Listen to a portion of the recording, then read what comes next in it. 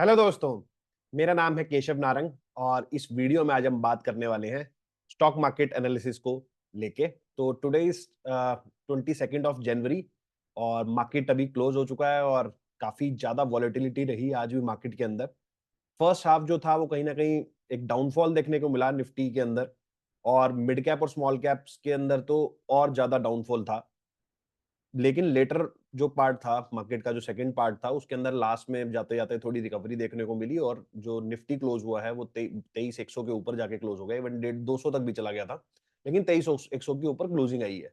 तो लास्ट में एक हमें बुलिश मूव देखने को मिला और मार्केट में एक रिकवरी देखने को मिली। लेकिन जो स्मॉल कैप और मिड कैप्स थे उसके अंदर वही 1 1.5 2% तक भी वो नीचे गिर गए थे और लास्ट में उनके अंदर भी थोड़ी सी रिकवरी आई।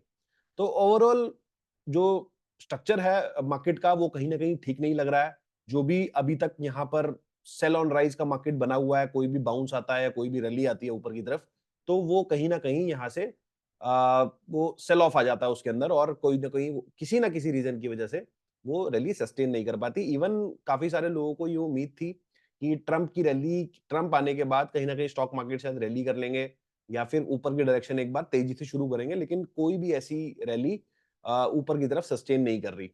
उसके अलावा आपने देखा ज़ोमैटो के अंदर कुछ 12-13% ये कल गिर गया था, आज भी लगभग 3% के आसपास गिरा हुआ था और 1 डेढ़ % के आसपास नीचे बंद भी हुआ है। ₹204 के आसपास का आज इसने लो लगाया और कहीं न कहीं अभी 210 के आसपास, 211 भी वो सारी चीज़ स्टडी करेंगे कि क्या सपोर्ट लेवल्स हैं।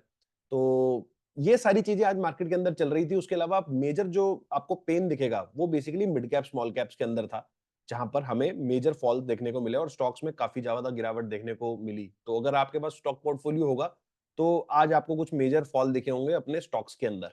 तो आपको चार्ट पे लेके चलता हूँ, थोड़ा सपोर्ट और रेजिस्टेंस की बात कर लेते हैं और किस लेवल पे इस तरह के चीज़ें आगे चल सकती हैं। जैसे इलेक्शन कह रहा हूँ मैं, यहाँ से बजट आने वाला है 1 तारीख को, तो उसको लेके क्या चीज़ें मार्केट एंटीसिपेट कर रहा है, एक बार चार्ट्स पे अपने लेवल समझते हैं और एक बार देखने की कोशिश करते हैं।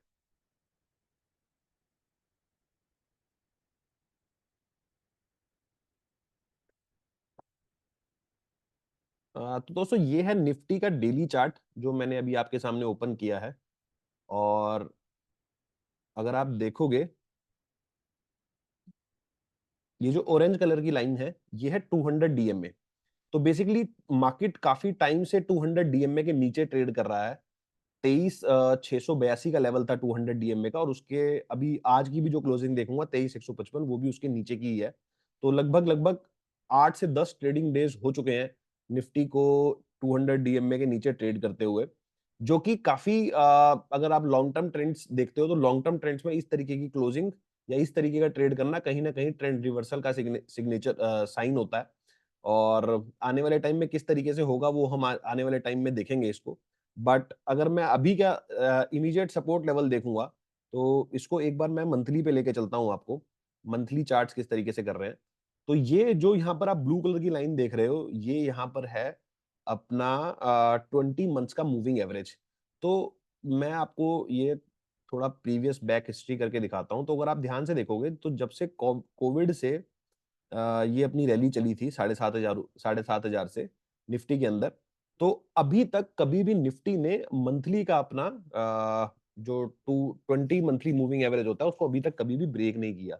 एक बार ये आया था यहाँ पे जून 2022 के अंदर, लेकिन उसके बाद भी वो ब्रेक नहीं हुआ और उसके बाद वहां से फिर रैली कर गया और फिर उसके बाद से रैली करता ही जा रहा है।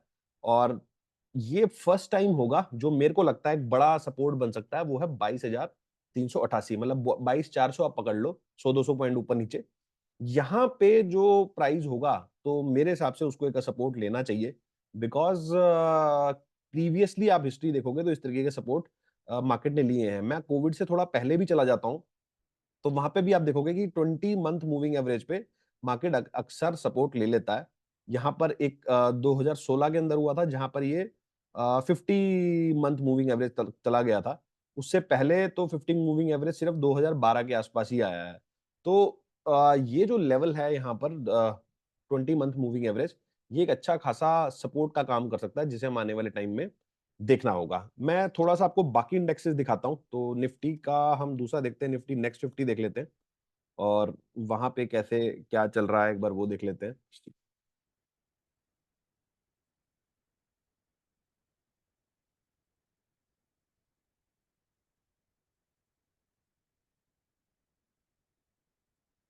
नेक्स्ट 50।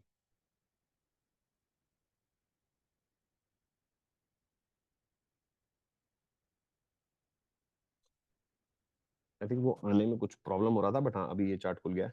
तो निफ्टी नेक्स्ट 50 अगर आप देखोगे तो निफ्टी नेक्स्ट 50 क्या होता है, जो निफ्टी के जो के बाद के जो 50 स्टॉक्स होते हैं, टॉप 100 में से पहले पहले 50 को हम निफ्टी 50 में लेते हैं, और जो बाकी 50 होते हैं उनको हम निफ्टी नेक्स्ट 50 में लेते हैं।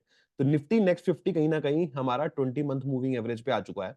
इसने ये जो टच किया है 61,510, तो ये लेवल इसने टच कर लिया और इस लेवल पे आ चुका है, जो कि एक अच्छा खासा सपोर्ट है। तो मेरे हिसाब से हो सकता है कि अगर इसका सपोर्ट आ गया है, तो एक बार अगर हम देखें निफ्टी मिड कैप को, ये मिड कैप सेलेक्ट है, ये अभी भी काफी दूर है। अगर आप देखोगे तो ये 50 वाला है, मैं इसको थोड़ा 150 वाला खोलते हैं। ये थोड़ा, ये बेसिकली वो जो पिछले वाला चार्ट था वो 50 मिड कैप वाला था, ये 100 मिड कैप वाला है जो थोड़ा ब्रॉडर है। इसमें आप देखोगे, इसमें भी ये पिछले कोविड में इसने 20 मंथ मूविंग एवरेज से काफी सपोर्ट लिया है, और पहले भी इस तरीके के सपोर्ट यहाँ पर आए हैं। ये जो लेवल था यहाँ पर, ये इंपॉर्टेंट लेवल है 49,739, तो आई थिंक ये एक इंपॉर्टेंट सपोर्ट हो सकता है निफ्टी मिड कैप में। और स्मॉल कैप को अगर हम देखेंगे, स्मॉल कैप 250 को,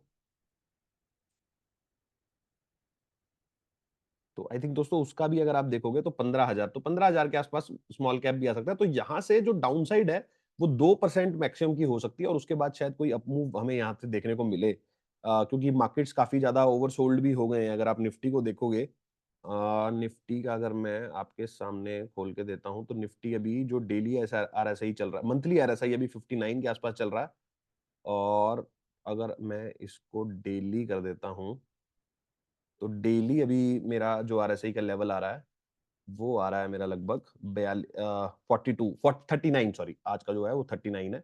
तो वो कहीं ना कहीं ओवरसोल्ड टेरिटरी में ही है।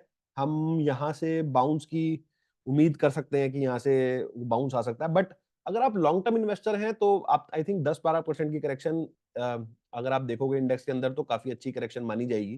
टाइम वाइज हो सकता है थोड़ी बढ़ जाए, लेकिन अगर आप एक लॉन्ग टर्म इन्वेस्टर हो तो आपको इन सब चीजों से कोई फर्क नहीं पड़ना चाहिए। उसके अलावा थोड़ा सा हम यहाँ पर अगर देखें, आ,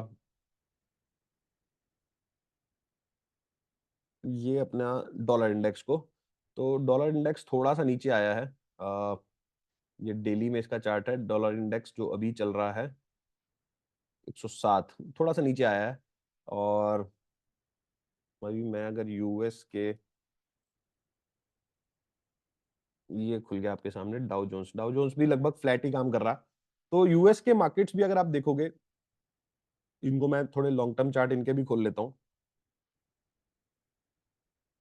ये स्पॉट का चार्ट खोलते हैं, वो एक्चुअली फ्यूचर का चार्ट है।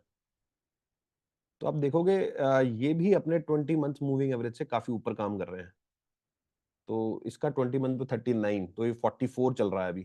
तो यहाँ भी ये अच्छा खासा सपोर्ट ले लेते हैं 20 मंथ मूविंग एवरेज में, जैसे आपने पहले भी देखा होगा, कोविड से चला काफी सपोर्ट लिया, एक दो बार ये 50 पे आया। तो 20 वाला यहाँ पर ये भी अच्छा काम कर सकता है। तो ये सारी चीजें थी इंडेक्सेस और किस तरीके से क्या चल रहा है। और अब एक बार हम देख लेते हैं यहाँ पे जोमेटो का। तो इसका कल रिजल्ट आया, रिजल्ट आने के बाद आपने देखा कि स्टॉक के अंदर 10-12% का फॉल आ गया, और आज भी लगभग 3% गिरा हुआ था। तो अब इसमें किस तरीके के लेवल्स, क्या सपोर्ट है, इसको थोड़ा सा छोटा छोटा चार्ट हमें लेके चलना पड़ेगा, बिकॉज चार्ट इसका बहुत लंबा कोई है नहीं, क्योंकि 2021 में तो ये लिस्ट ही हुआ है। तो अगर हम इसका छोटा चार्ट, मैंने यहाँ पर इसका डेली चार्ट लगाया है। हालांकि मैं इस स्टॉक को लेके कोई बहुत ज्यादा बुलिश हूं नहीं, मैं थोड़े बहुत आप इसमें आपको फंडामेंटल रीजन भी दिखा सकता हूँ कि किस तरीके से स्टॉक, क्यों मैं इतना इस पे बुलिश नहीं हूँ, वो भी एक बार आपको दिखाऊंगा। तो ये अपना जो खुला है, सॉरी वीकली चार्ट है। तो वीकली चार्ट के अंदर देखोगे तो कि ये पहली बार इसका जो 100 मूविंग एवरेज है वो 189 के अराउंड है, और ये पहली बार ऐसा होगा कि ये इस तरीके के लेवल्स पे यहाँ पर दिखेगा। तो ये वन वे रैली इसमें आई थी, यहाँ से ये चला था 50 रुपए से, 50 अराउंड 43 रुपीज से, और अभी जो हाई इसने मारा वो 300 रुपए के आसपास का हाई मार दिया, जो कि इस तरीके की रैली के बाद इस तरीके की करेक्शन आना बहुत ज्यादा लाजमी होता है, बिकॉज क्या होता है ना, जब वन वे रैली आ जाती है तो करेक्शंस कहीं न कहीं कंपनी के लिए हेल्दी होते हैं, और यहाँ पे कितने गंदे डाइवर्जेंस भी बन रहे थे। आप ये देखो, ये यहाँ पर आरएसआई इसका 80 हो गया था, उसके बाद प्राइस ऊपर जा रहा था, लेकिन यहाँ पर इसमें डाइवर्जेंस थे। यहाँ डाइवर्जन, यहाँ डाइवर्जन, यहाँ तो ये बहुत बड़ा डाइवर्जन, यहाँ तो आरएसआई ऊपर गया ही नहीं, लेकिन स्टॉक को अगर आप देखोगे तो वो उसने हाई मार दिया। अ, आई आई होप आपको ये आरएसआई वाली चीज़ समझ में आई होगी। अगर नहीं आई तो मेरा टेलीग्राम ग्रुप है, आप उसको जॉइन कर सकते हो। वहाँ पर हम इन चीज़ों के बारे में बात करते रहते हैं, और क्या लेटेस्ट चल रहा है उसके बारे में बात करते हैं। तो आप ग्रुप को ज़रूर जॉइन कर सकते हो। तो ये था ज़ोमैटो का। ज़ोमैटो किस तरीके से लग रहा है, तो ज़ोमैटो का आप 180 का सपोर्ट मान के चल सकते हो कि 180 एक अच्छा लेवल है, जहाँ पर इसको थोड़ा रुकना चाहिए, क्योंकि वैसे भी ये भी बहुत ओवरसोल्ड टेरिटरी में चला गया है। इसको थोड़ा-सा मैं इसका जो फंडामेंटल देख रहा था, तो एक बार वो आपसे शेयर करता हूँ। तो ये इसके लेटेस्ट रिजल्ट रिपोर्ट है। तो जो बेसिकली इनका ब्लिंकिट वाला बिज़नेस है, ब्लिंकिट में इनका काफ़ी ज़्यादा लॉस हुआ है, कुछ 108 करोड़ के आसपास का लॉस हुआ है। ड्यू टू जो ये अभी डार्क स्टोर खोल रहे हैं, और उसके अंदर काफ़ी सारा पैसा इनके लग रहा है, और जो फूड डिलीवरी वाला बिज़नेस है, उसमें सिर्फ 2% की ग्रोथ आई है। अगर आप इसके अंदर देखोगे, तो इसके अंदर सिर्फ और सिर्फ 3% की यहाँ पर फूड डिलीवरी में अप्रॉक्स 3% के क्वार्टर ऑन क्वार्टर 3% की ग्रोथ है, और वाई-ओ-वाई देखोगे तो 17% के आसपास की ग्रोथ है। 17% is growth is normal, but 3%, क्योंकि इस जो लास्ट क्वार्टर का रिजल्ट आया उसमें न्यू ईयर भी था, क्रिसमस भी था, दिवाली भी थी, बट फिर भी काफ़ी कोई ज़्यादा ग्रोथ हुई नहीं है। तो जिसकी वजह से मुझे कोई खास इसका इसमें दिख नहीं रहा। बट ओवरऑल इस तरीके के बिज़नेस, एक तो पैसे बनाने बहुत मुश्किल है, और दूसरा क्या है, कॉम्पिटिशन बहुत ज़्यादा बढ़ गया है। मतलब और भी प्लेयर्स आ गए हैं इस वाले फील्ड में, और उनको फील्ड में आने के बाद सारे पैसा खर्च करने लग रहे हैं, सारों को कहीं न कहीं फंडिंग मिली हुई है।